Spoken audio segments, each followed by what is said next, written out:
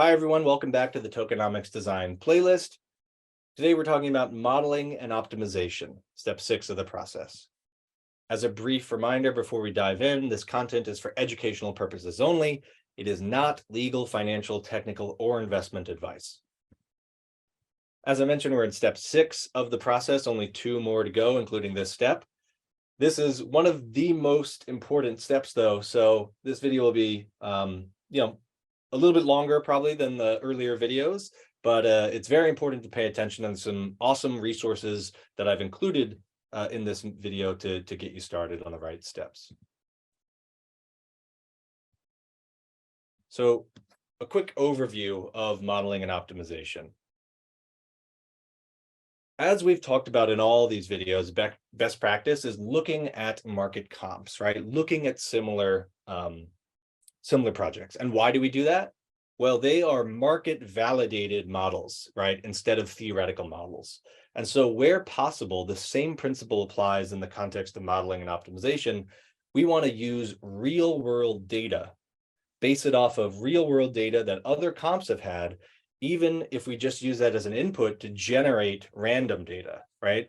Because if we use, Ethereum's realized network growth, with all the random noise there, and we use that to create other realistically random growths or projections of a network growth, that is going to be probably much more realistic for us than just kind of picking out of thin air a theoretical model of what the growth of the network might look like. Keep in mind, as we do this, though, that modeling is not for predicting your token price. It is used for analyzing risks. Now, sometimes, especially in the context of you have things like collateral, you rely on the value of certain collateral in your system, predicting token prices, or rather doing scenario analysis on different token prices in different situations will be vital, right? That will be an important part of analyzing the risks in your system. That being said, modeling is not for predicting token price, right? It's for analyzing risks. Not releasing any public modeling or scenario analysis is the biggest mark of an amateur team. You want to make sure that you don't make that mistake. And the best way to show people that you've thought through the risks, that you've controlled for the risks, that you've designed the best tokenomics and the best model is to release some public modeling and scenario analysis. Your objectives of modeling are to find which assumptions you're making that must hold true, so you can make those transparent, right? There are certain assumptions that at the end of the day, you're just going to have to rely on, and your supporters and users are going to have to rely on those, right? Bitcoin itself makes certain assumptions, and people love Bitcoin because they buy into those assumptions and say, yes, those assumptions make sense to me. So you find which assumptions must hold true. You also, though, quantify breaking points and risks, right? Assumptions that may not hold true, so you need to protect against them, right? Or limit the damage when those don't hold true, right? So you need to be able to quantify those things so you can mitigate and control them. And finally, you're identifying the precise equilibrium points and incentive mechanisms so they can be optimized. Remember, when we looked at the incentive mechanism framework, it helped us pinpoint and identify exactly what incentive mechanisms we need to balance and what needs to strike an equilibrium. Well, in order to quantify what that equilibrium is, we need to then go and model that out. And practical examples of what this can protect against and control are things like wash trading exploits, right? So based on certain emission schedules and certain expectations around market value and certain expectation for network or usage growth of users trading on your platform, that's going to lead to certain potential for wash trading exploits. What is the quantified risk of that exploit? It's impossible to say until we model it out. Under collateralization risks are obviously super relevant. So, what happened to Luna and UST and Mango markets to some extent, all could have been proactively identified and quantified as a specific risk by doing some of these techniques of modeling that we'll talk about. Now, in the case of UST and Luna, would they have actually changed anything if they had done this modeling analysis and realized that, their model is not sustainable? It seems like not, So at the end of the day, modeling is only as useful as, the insights of it are acted upon, but that's on you as the builder, right? You need to optimize and take your modeling seriously and not just brush this under the rug, because the risks of doing so, the costs of doing so are severe. And the last example is expected network performance or security. You can do, I've done modeling for proof of transfer consensus mechanisms, et cetera, for example, for Stacks itself, analyzing the expected improvements to network performance or improvements to decentralization or security based on, some assumptions about people being profit motivated, like miners being profit motivated actors, right? And realized data of how miners have behaved in the past, et cetera, and doing scenario analysis around that, right? So not predicting the future, but predicting which risks are relevant and how to control for them. And so modeling is an absolute must for risk analysis.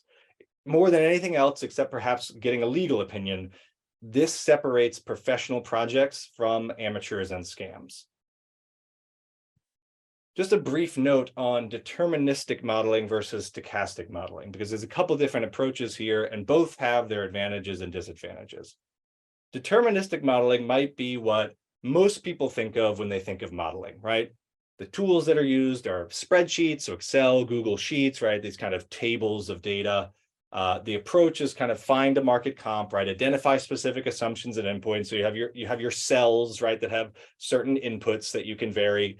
You manually tweak those inputs and say, well, I think it might grow this much, or I think price will go to this, or I think we'll have this many users. And you kind of assess manually the outputs from that. The advantages is this is easily understood and accessible to a wide audience, right?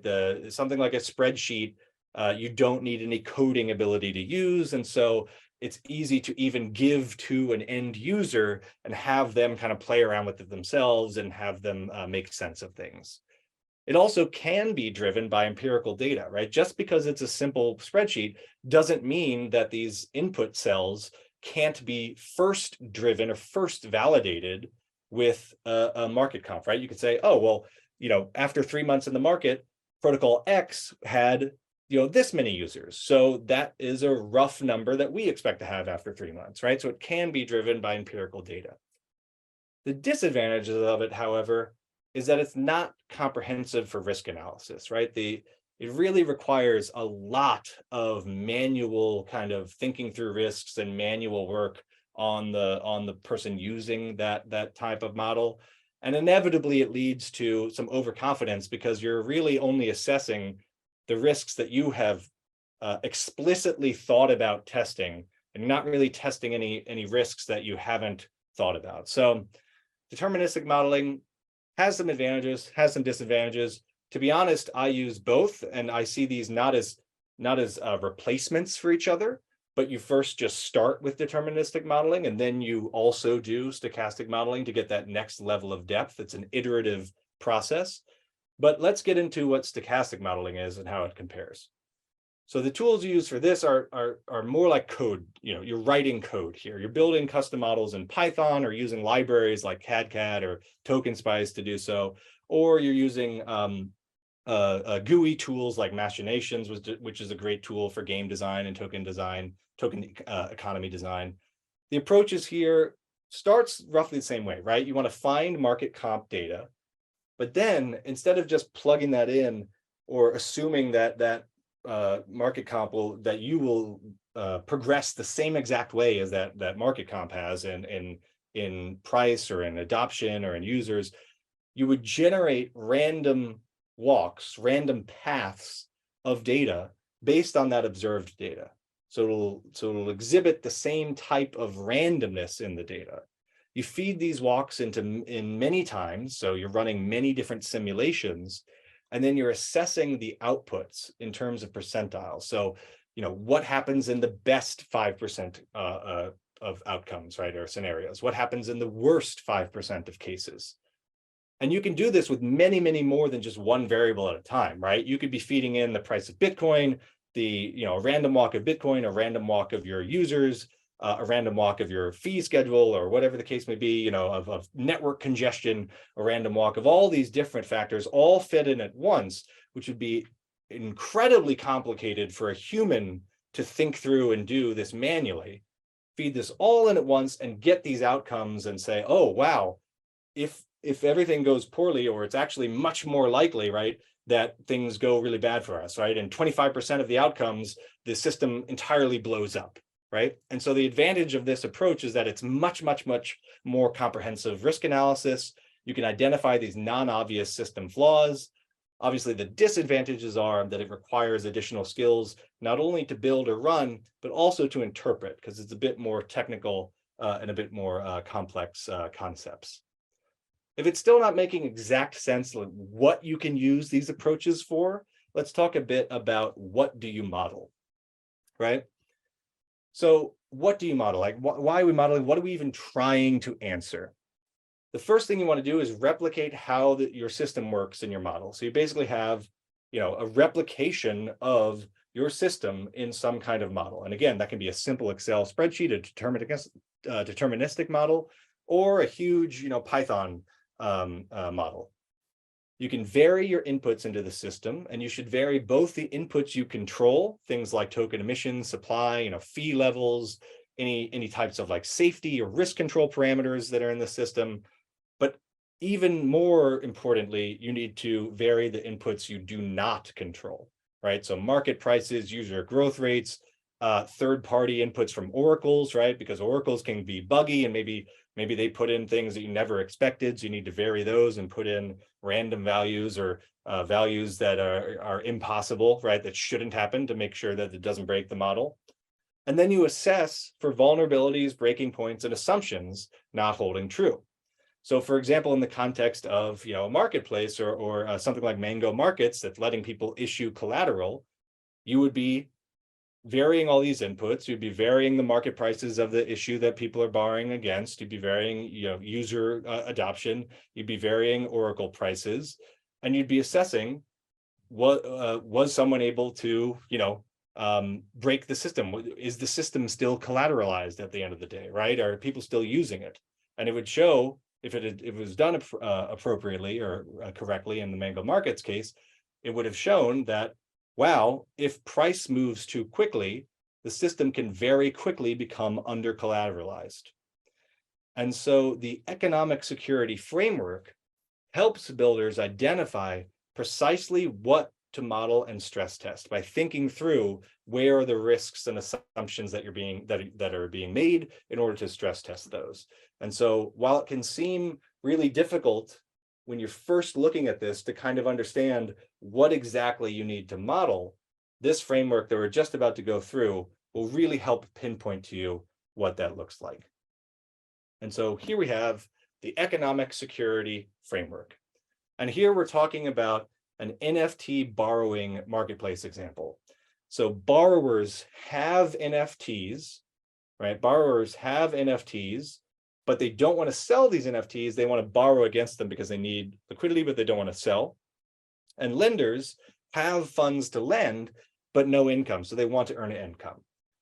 So borrowers will mint a loan. Borrowers will borrow against their NFT collateral, and lenders will lend against that NFT collateral. So let's go row by row and fill out the remaining columns. First, we'll look at what assumptions do we make when borrowers can mint a loan against their NFT collateral. And basically, the assumption that the system is making, right, is that the collateral is actually worth what the oracle says it's worth, right? If the collateral isn't worth that, then we shouldn't be able to mint a loan against it. But that's the assumption that we're making at that point in time, that the collateral is actually worth what the oracle says.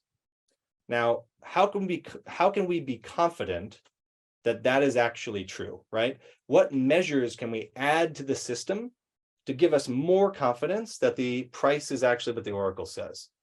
Well, we could do something like use the minimum of the current price and an n block moving average of price, right? So we'd use the minimum of the price right now, or the price over the last 100 or 1,000 blocks, right? Or 30 days, whatever that case is. And that way, we can be more sure that the NFT is actually worth what the oracle says because it's more conservative and it's less susceptible to manipulation. And a model analyzing this system could show its vulnerability to what happens when prices move too quickly. Well, people all of a sudden are able to mint a bunch of NFTs that then get liquidated and the system is under collateralized. This is an example of something that would show up as a problem if we didn't have this in place in stochastic modeling. So this is something that we could implement as a control measure and test its effectiveness in our stochastic modeling. Now, well, sorry, before I get into that.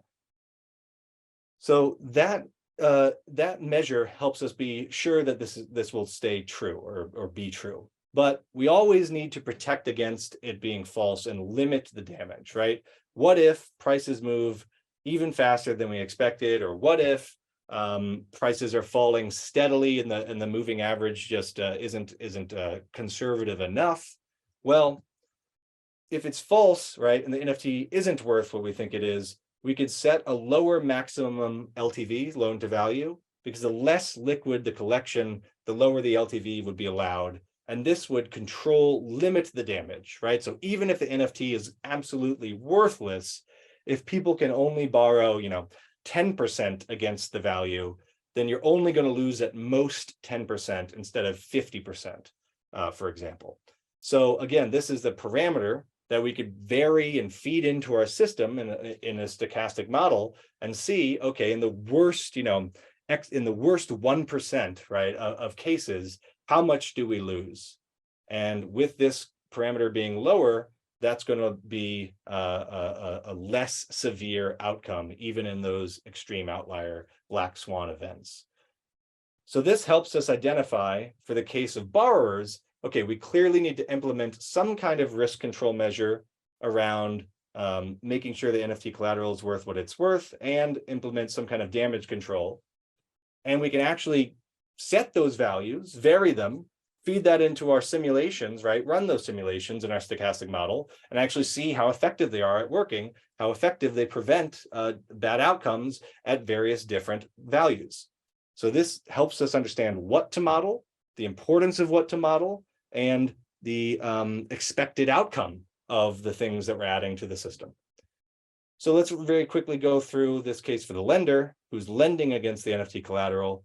Well, when the lender lends against the NFT, they assume that they can find a buyer at a reasonable price if they need to liquidate that NFT, right? Because if I'm saying, I'll lend you $50 against your NFT worth $100, I'm assuming that I can find a buyer for that NFT for at least $50. Otherwise, I'm going to make a net loss. I'm going to be out of money, which I'm trying to avoid because I'm trying to make a fixed income from lending. So what confidence measures can we add to make sure that's true?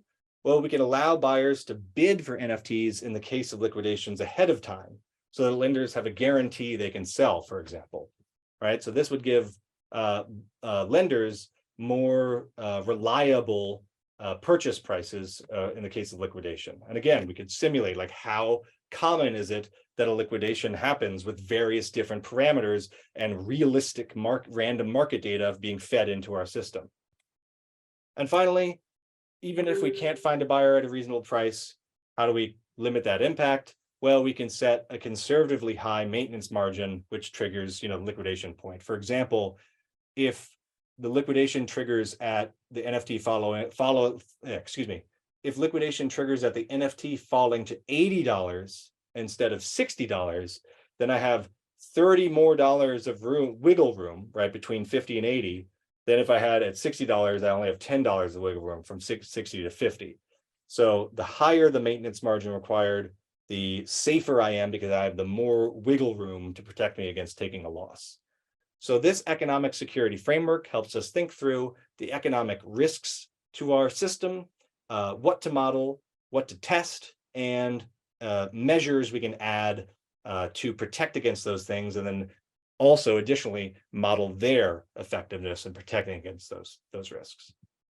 So now let's take a look at the token modeling template again, and we'll look at some of those tabs that we didn't look at in the previous supply policy video. We're going to cover an example of an NFT marketplace. So like OpenSea, LooksRare, where people buy and sell NFTs, and there's a token for the platform. And what we want to model is the risk of wash trading. So people basically only trading an NFT back and forth with themselves to earn our token emissions and then dump those emissions. And this is a risk that will exist if people can do so while it's profitable, right? If they can do so, basically, if the emissions they earn is greater than the fees they pay in doing this trading. And in order to model that out, we'll need to understand things like the expected value of the emissions we're issuing, the expected fees we're charging, the expected value of tokens, etc. And so this is one approach. It's by no means the only approach that can be taken, but we'll look at this sample market comps tab. And this is one approach to modeling this out for this fictional NFT marketplace example. So this is based on real world data. So we would go and find a real world comp, right? And we would say, these are the days since launch for that comparable marketplace. We take the log of those days. Why do we take the natural log? Well, things tend to grow in financial data series. Things tend to grow with the log of time or the square root of time rather than linear time itself. And so this is a little hack that can oftentimes lead to the better predictability of a model, is not doing it in time, but doing it in a log or square root time. And we look at, for that comparable marketplace, right? So let's say this is based off of LooksRare, and we're launching a competitor. That competitor is doing did this actual trading volume in Ethereum on that day. So this is the actual real world data amount of trading activity that happened on those days in Ethereum. And again, we take the log of that. Again, it's just doesn't need to be done, but can greatly improve predictability. And we also look at what was the fully diluted market cap, again, in ETH for that competitor. So this is real world data, right, about a realized competitor. So none of this is made up. None of this is theoretical data that I'm making up, right? This is all coming from the real world market data. And we want to do this in comparable terms, right, in Ethereum, so that we can do a apples to apples comparison. Because if we did this in USD, for example, then we would also be implicitly modeling the variability of Ethereum and USD prices, which is not something we want to isolate ourselves from that for now. We want to purely model the performance and behavior of the marketplace itself. And so we can look at what was the market cap to trading volume. Oops, sorry. We can look at what was the market cap to trading volume ratio, right? So this is basically a valuation metric, right? How much more expensive is the market cap to trading volume, right? Which is comparable to like a price to earnings, right? Or a price to revenue, right? A market cap to trading volume. And we can look at a median in that metric, so a rolling median, and then we can actually generate a prediction, a regression function that maps the market cap to trading volume on any given day. And we can see that we have about a 0.35 R squared, right? So basically saying our simple linear regression here, in this case, we could use many more complex types of algorithms, but just keeping it simple. This simple linear regression explains 34% of the variability in this competitor's valuation metric day to day. And over here, we do the same thing, but instead of a rolling median, we have a rolling cumulative min. And so we're basically saying, what is the lowest or worst case valuation in terms of valuation metric in terms of market cap to trading volume that this platform saw? And we've regressed that, and we can say that basically explains over 90% of the variance in the worst case scenario. And if this is not making much sense, then let's switch over to this comp charts, and hopefully visually this will help understand it. So in blue, we have the raw kind of market cap to trading volume multiple. In red, we have the median, so it's this smooth median figure. And then in yellow, we have our fit line, our prediction line. And so you can see that yellow kind of explains generally, roughly, this path. And the same thing for the minimum market cap to trading volume. We have in blue the actual market cap to trading volume. We have in red that minimum value at any given date. So this worst case type of scenario. And then we have yellow, the prediction of this red line. And so we can use these yellow lines to basically understand for our new product, right, for our new NFT marketplace, what is its likely, or what is its data-driven expected market cap to trading volume multiple going to be at any given point in time post-launch, right? And so we can use this to understand things like, yes, the market cap of our project and therefore the expected token price, but much more importantly, for a risk analysis point of view, to understand the value of the emissions that we expect to be emitting and the value of the fees we expect to be making and the implications for how much wash trading can we expect. And so that's what we do in this sample scenario analysis tab. We basically say at the end of each month, right, these are the average trading volumes, and this is input manually, but ideally the human inputting this would, excuse me, the human inputting this would base it off of, realistic market data.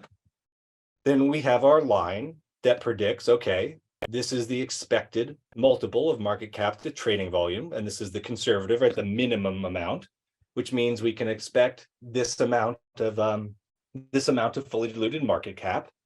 If we make some assumptions about the price of Ethereum, right, then we get that in USD terms. Now we know how many tokens are outstanding at a given point in time based on what we set in our supply emissions tab.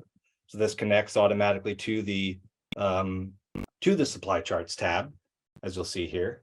So it's already feeding directly from our actual emissions data that we set up in the earlier video and supply policy video. So it knows how many tokens we're emitting each month. It knows then the implied or expected USD equivalent of those tokens per each month that we're emitting. And based on that and the fees that we're capturing, we can back into a required daily activity of trading before wash trading is unprofitable, right? Basically, how much trading does there need to be before doing some wash trading would lose you money instead of make you money, because you'd be getting more in reward emissions and tokens than you'd be paying in fees. And we can look at, based on the normal kind of variance or the realized variance in day-to-day trading activity, what percentage of time or what percentage of total emissions, making some simplifying assumptions, can we expect where wash trading would be profitable. And here, based on our, again, market validated, market-based predictions of what our market cap will do, and based on our set emissions schedule, we can see that wash trading is relatively low to start with, at least under 10%. But then when we get to months 18, months 18 and 24, so about a year and a half or 2 years into the life of the protocol, almost a quarter, more than a quarter, 25 to 30%-ish of trading activity is expected to be wash trading, right? So this is not a prediction. This is not saying 25% of wash trading will, 25% of activity will definitely be wash trading, right? That's not the purpose of what this is doing. This is saying that there's a risk that it's expected that 24% of activity will be wash trading. And that seems quite high, right? That's not a great outcome. And so to reduce these, we could then go back and we could alter our emission schedule. We could increase the trading fee, which all else equal makes wash trading less profitable. Or we could rethink more largely how rewards work, right? Maybe going on a longer time frame than each day emitting rewards. And so this has just been one simple example of an approach of using market comp data, using realized market data from a comparable, doing some modeling to generate some understandings of a realistic approach of what the future for our protocol might look like, and then feeding those in to a simplified model of how we capture revenue and emit tokens, and backing into the implications for the amount of wash trading that will happen. So you can see this simple deterministic model helped us get to a point where we now can make some specific changes to reduce the expected amount of wash trading. Now, this is a deterministic model, right? Obviously, these predictions that we're making are fixed. This yellow line is not variable or not different in different circumstances. And so the next thing we could do, the next kind of a step in making a more sophisticated model, is to do some stochastic modeling.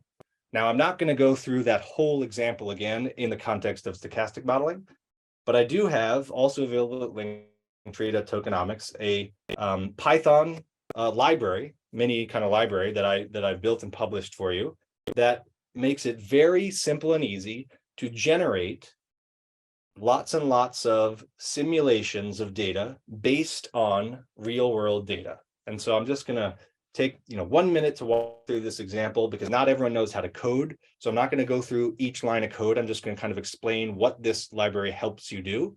But basically, this library, as an example, pulls in the traded prices of Bitcoin and Ethereum. So we have the real actual traded prices of Bitcoin and Ethereum. And then what it does is basically say, okay, based on the mean reversion and typical variance in Bitcoin and the correlation of Bitcoin to Ethereum, right? All those realized aspects of how it randomly fluctuates generate 90 days of fluctuations of prices in Bitcoin and Ethereum 1,000 different times. And so we have 1,000 different scenarios of what the next 90 days of Bitcoin and Ethereum prices are likely to look like, right? Any given path is not going to be exactly what happens, right? But it just helps us understand the spread, the probabilistic spread of occurrences that will occur. And so we generate 1,000 different simulations here, and we can basically then feed that in to any system we have 1,000 different times, each of those simulations, to get an understanding of how exposed to risk are we, right? Is it only 1 in 1,000 times where our system blows up? Is it 100 in 1,000 times, right? That's what we're trying to achieve here. And so you can see basically we map any one given simulation. We can see the path of prices in Bitcoin, Ethereum normalized to 100 at the starting point and going for the next 90 days. Or here we can look at, these are all 1,000 simulations plotted at once for Ethereum. And so you can see in the most optimistic case, it rose up almost 3x. And in quite a few more bearish cases, it drops about 50%. And so this is very useful, again, because we can then feed this into our simulations 1,000 times and understand in a quantified way how much risk we have and the assumptions we're making. When do they break? So that has been us going through some simple examples of modeling and optimization. It's not the only approach to take, but this hopefully has just illustrated in general how modeling can be done, some best practices, armed you with some existing spreadsheets and templates that should save you a bunch of time doing this yourself, and showed you an example of stochastic modeling in a library for those of you who can code or use Python to get you started with stochastic Monte Carlo simulations as well. Up next, we're going to be covering legal opinions. As always, all of these resources we covered, including the spreadsheets, including the Python scripts, are available at these links. And I look forward to seeing you in the next video.